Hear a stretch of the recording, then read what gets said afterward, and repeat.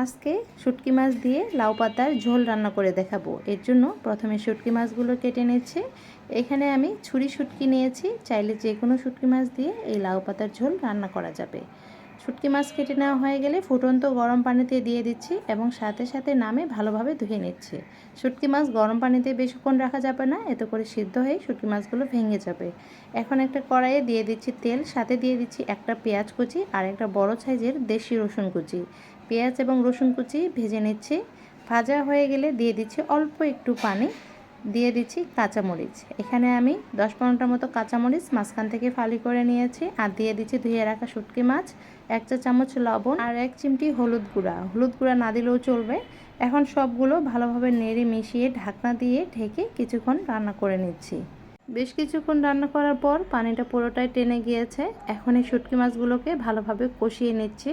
এ পর্যায়ে অবশ্যই শুটকি মাছগুলো ভালোভাবে কষিয়ে নিতে হবে, কারণ শুটকি মাছগুলো কিন্তু তেলের মধ্যে ভেজে নিয়ে নেই। শুটকির মধ্যে একটা কাঁচা গন্ধ থাকে, ভালোভাবে কষিয়ে নিলে কাঁচা গন্ধটা চলে যাবে।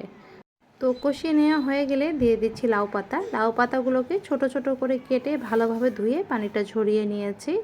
লাউ পাতাগুলো দিয়ে উল্টিয়ে পাল্টিয়ে ভালোভাবে নেড়ে দিয়ে দিচ্ছি পানি। পানিটা একটু বেশি করে দিচ্ছি যাতে লাউ পাতাগুলো ভালোভাবে সিদ্ধ হয়ে যায়। আর লাউ পাতা রান্নার সময়, বিশেষ করে ঝোল রান্না করার সময় চেষ্টা করবেন কচি পাতাগুলো নিতে, তাহলে রান্নাটা ভালো হয় এবং খেতেও ভালো লাগে। উল্টিয়ে পাল্টিয়ে নেড়ে ঢাকনা দিয়ে ঢেকে দিয়েছি। বেশ কিছুক্ষণ রান্না করার পর ঢাকনা তুলে আবারও উল্টিয়ে পাল্টিয়ে দিচ্ছি। মাঝে মাঝে অবশ্যই ঢাকনা তুলে এভাবে উল্টিয়ে পাল্টিয়ে দিবেন। তো আমার এই রান্না প্রায় শেষের দিকে, দেখতে পাচ্ছেন এরকম একটু ঝোল ঝোল রাখা অবস্থায় এটাকে নামিয়ে ফেলতে হবে। তো আমার রান্নাটা হয়ে গেছে। অবশ্যই শেষে লবণটা চেক করে নেবেন আমার লবণটা ঠিক আছে। এই শুটকি মাছ দিয়ে লাউ পাতার ঝোল রান্না করা আমার হয়ে গেছে। চুলাটাকে অফ করে দিয়েছি। সহজ একটা রেসিপি আজকে শেয়ার করেছি। যাদের কাছে সহজ রেসিপি ভালো লাগে চ্যানেল সাবস্ক্রাইব করবেন এবং পেজ ফলো দিয়ে রাখবেন। রেসিপি ভালো লাগলে একটা লাইক দিয়ে দেবেন।